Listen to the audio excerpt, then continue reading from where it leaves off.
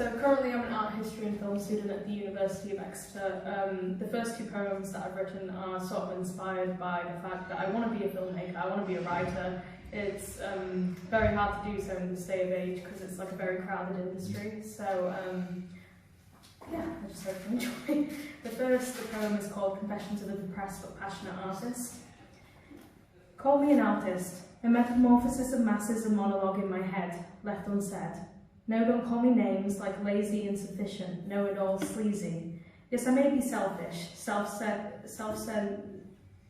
sellout, sure, but with what means? Please just listen to me. Playing this part again in front of a crowd, they know nothing but to jeer, jest, judge, simply think out loud. You don't see it, but I do, unfortunately. You are the artist, no, torture yourself.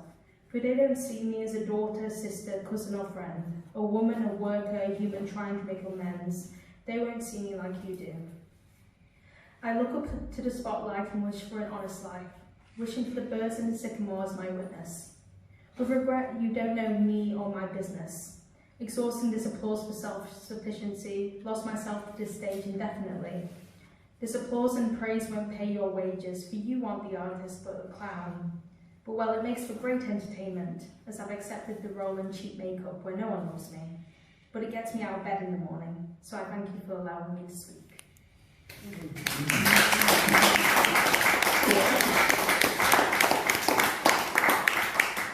So continuing on the sort of theme of art, I'm a very big fan of Vincent van Gogh. My friend got this for me when he went to the Amsterdam Museum of Vincent van Gogh. He also got me a keychain as well, besides the point.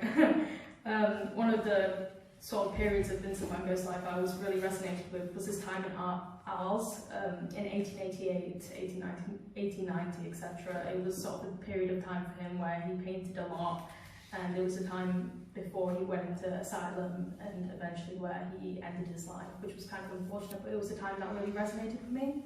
So this is called Vincent and I in Arles. I was a mad but passionate woman, so I went to Arles in 1888 to leave reality, searching for both solace and peace. I found him and struck conversation in a bar. He liked my writing, intrigued by my tattoos. I was a walking easel, he remarked. Show me the way sculpture and paint became one, dazzled by a God-given yellow vision desired by no one, in a town that sadly condemned him of any praise, for any of his talent in the first place. In return, I revealed how words walked in my reckless mind. On any blank piece of paper I could find, in the studio or I brought along, we were singing different tunes to the same song.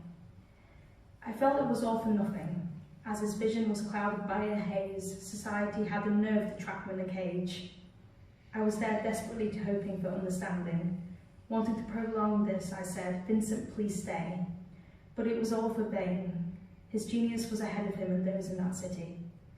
Vincent Wilhelm van Gogh understood me during my short stay in Arles. At least I would like to think he did.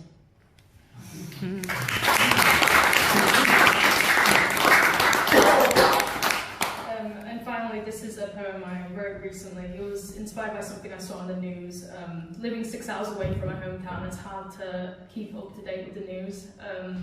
But there was this friend from primary school that I saw, which I was really ashamed to sort of see him go through, so this is a poem sort of inspired by him.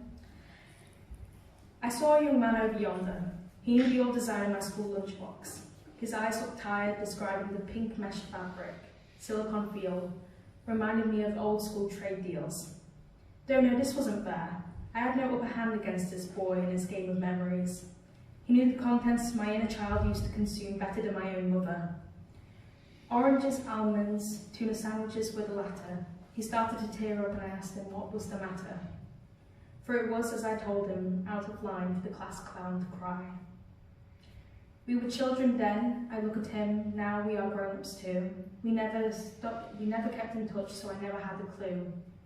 Never saw him back in class, why would I ask? Maybe I should have looking back.